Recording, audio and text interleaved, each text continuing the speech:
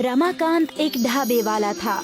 उसका ढाबा हाईवे पर था, इसलिए अक्सर वहाँ ग्राहकों की भीड़ लगी रहती थी।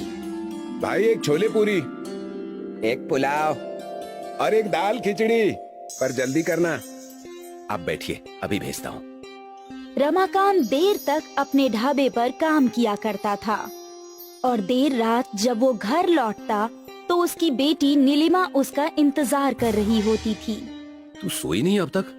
आज तक कभी ऐसा नहीं हुआ है कि आपको खाना खिलाए बगैर मैं सो जाऊं। अब तक तो नहीं, पर आगे हो सकता है। और वो क्यों भला? क्योंकि मैंने तेरी शादी के लिए रिश्ता ढूंढ लिया है। क्या पापा, मुझे नहीं करनी शादी वादी। सभी लड़कियां ऐसे ही बोलती हैं और फिर अपने ससुराल जाने के बाद अपने माँ पापा को भूल जाया करती हैं। करती होंगी, पर मैं उन लड़कियों जैसी नहीं हूँ। पापा, क्या आप कोई ऐसा लड़का नहीं ढूंढ सकते जो यहाँ हमारे साथ आकर रहे? घर जमाई चाहिए तुम्हारी बेटी को। बेटा बेटी पराए घर जाए, यही नीति है और यही सही है। मतलब आप मुझे अपने आप से दूर करना चाहते हैं? बिल्कुल नहीं, पर तेरी शादी भी तो करनी ही होगी। मैं तो तेरे लिए ऐसा लड़का ढूंढ रहा हूँ जो तेरा इतना ख्याल रखे कि तुझे हम दोनों की याद भी ना आए। क्या पापा आप भी? अरे, आप दोनों का हो गया हो तो आप खाना खा लीजिए, काफी रात हो गई है। ठीक है। रमाकांत अपनी बेटी से बहुत प्यार करता था, पर ये भी सच था कि बहुत जल्दी उसकी बिटिया पराई होने वाली थी और अब रमाकांत और भी ज्यादा समय तक ढाबे पर काम करने लगा। क्या हुआ मालिक, आज इतनी देर हो गई? हमने ढाबा बंद नहीं किया। देर तो हो गई है, सोच रहा हूँ कुछ और ग्राहकों का पेट भर दूं। वैसे भी बिटिया के ब्याह के लिए पैसे बटोरने हैं। ठीक है मालिक, छोटी मालकिन की शादी बड़ी धूमधाम से करेंगे हम। बिल्कुल। रमाकांत के नौकरों ने भी उसका साथ दिया और वो लोग भी ओवर टाइम करने लगे। 1 महीने बाद नीलिमा को देखने लड़के वाले आए और उन्हें नीलिमा पसंद आ गई। 2 महीने बाद एक बहुत ही शुभ मुहूर्त है, इन दोनों की शादी के लिए अति उत्तम। ठीक है पंडित जी।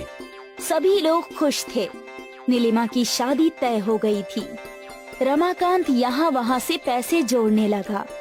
वो नहीं चाहता था कि उसकी बेटी की शादी में कोई कमी रहे। पर एक दिन जब वो हड़बड़ी में हाईवे का रोड क्रॉस कर रहा था, तभी एक ट्रक से उसका एक्सीडेंट हो गया और वो वहीं मर गया।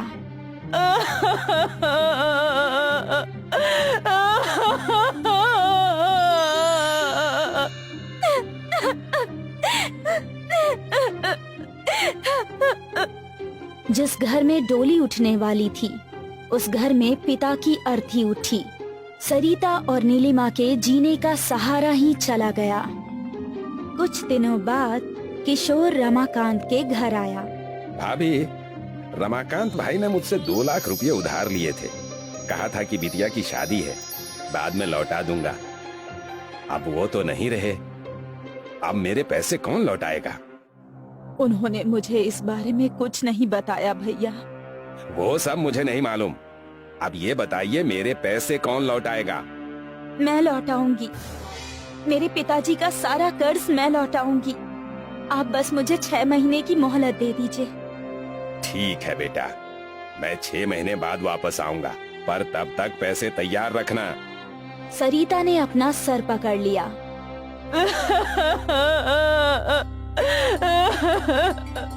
माँ, तुम चिंता मत करो, सब ठीक हो जाएगा। पर ये कर्ज कैसे उतारेंगे? काम करके मैं पिताजी का ढाबा चलाऊंगी। पर बेटा, तू कैसे ये सब करेगी? कर लूंगी माँ, पिताजी है ना मेरे साथ। और अगले ही दिन नीलिमा ढाबे पर चली गई। काका, आज से मैं ढाबा संभालूंगी। ठीक है बेटा, तुम्हारे पिताजी के हम पर बहुत एहसान है। हम सब तुम्हारा साथ देंगे। आपसे यही उम्मीद थी। ढाबे पर गाड़ियां रुकने लगी और लोग खाना खाने आने लगे। नीलिमा सबका ऑर्डर और पैसे लिया करती थी। सुबह से रात तक वो ढाबा संभाल रही थी। ढाबा बंद करने के समय नीलिमा ने हिसाब जोड़ा। आज तो बस 3,000 का ही गल्ला हुआ है, जिसमें बस 1,500 का मुनाफा। ऐसा चलता रहा तो मैं किशोर काका का उधार कैसे चुकता करूंगी? हे भगवान, मेरी मदद कीजिए। अगले कई दिनों तक नीलिमा सुबह से रात तक काम करती थी, पर जो मुनाफा वो कमा रही थी वो कम ही था। वो बिल्कुल भी संतुष्ट नहीं थी। कई दिन बीत गए। एक रात सारे नौकर चले गए और नीलिमा ढाबा बंद कर रही थी। तभी एक बूढ़ा साधु उसके पास आया। बेटा, 2 दिनों से भूखा हूँ, कुछ खाने को हो तो दे दो। आइए, बैठिए। पर बेटा, मेरे पास तुझे देने के लिए पैसे नहीं हैं। कोई बात नहीं। नीलिमा किचन में गई तो वहाँ सब्जी थी पर रोटी नहीं थी। नीलिमा ने देखा कि रुमाली रोटी का आटा रखा था। उसने तुरंत चूल्हा जलाया और मटके पर 2 मटका रोटी बनाई और सब्जी के साथ उस साधु को परोस दी। वो साधु बहुत भूखा था। खाना देखते ही खाने लगा। जब उसका खाना खत्म हुआ तो उसने हाथ धोए। धन्यवाद बेटी, तुमने एक भूखे का पेट भरा है। भगवान तुम्हारा हमेशा भला करेंगे। मैं भगवान से तुम्हारे लिए प्रार्थना करूंगा। मेरे लिए नहीं, मेरे पिताजी के लिए प्रार्थना कीजिएगा। वो अब इस दुनिया में नहीं है। पल भर में उस साधु ने नीलिमा का अतीत जान लिया। तू बहुत ही साहसी है बेटा, और तेरे इस संघर्ष में मैं तेरी मदद करूंगा। जिस मटके पे तूने ये रोटी बनाई है, आज से वो मटका जादुई बन जाएगा। जो भी उस मटके पर बनी रोटी खाएगा, वो अपने आप को दूसरी खाने से रोक नहीं पाएगा, और तू दिन दुगनी रात चौगुनी तरक्की करेगी। नीलिमा ने उस साधु का आशीर्वाद लिया और फिर वो साधु चला गया और नीलिमा ढाबा बंद करके अपने घर चली गई। अगली सुबह नीलिमा ने ढाबा खोला और रोज की तरह ग्राहक आ गए। एक ग्राहक ने मटका रोटी ऑर्डर की। एक और मटका रोटी। उसने दूसरी भी खा ली। एक और देना। अरे भाई, तू ये तीसरी मटका रोटी मंगवा रहा है? क्या करूं, इतनी स्वादिष्ट मटका रोटी मैंने अपनी जिंदगी में कभी नहीं खाई। तू भी चक्कर देख। फिर क्या था, जिसने भी मटका रोटी खाई सब बार बार ऑर्डर करने लगे। दिन भर मटके पर रोटियां बन रही थी। रात में जब नीलिमा ने पैसे गिने तो वो हैरान थी।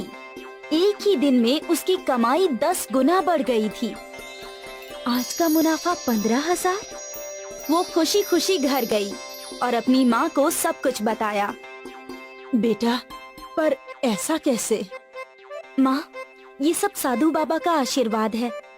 उनके आशीर्वाद से वो मटका जादुई मटका बन गया है। अब जल्दी ही पापा का कर्ज चुकता हो जाएगा। भगवान का लाख लाख शुक्रिया। अब नीलिमा खुश थी। वो खुशी खुशी ढाबे पर काम कर रही थी। 1 महीने बाद किशोर नीलिमा के ढाबे पर आया। बेटा, तुझे याद है ना, 1 महीना हो गया। जी काका, याद है। नीलिमा ने गल्ला से 2 लाख रुपए निकाले और किशोर को दे दिए। ये रहे आपके पैसे।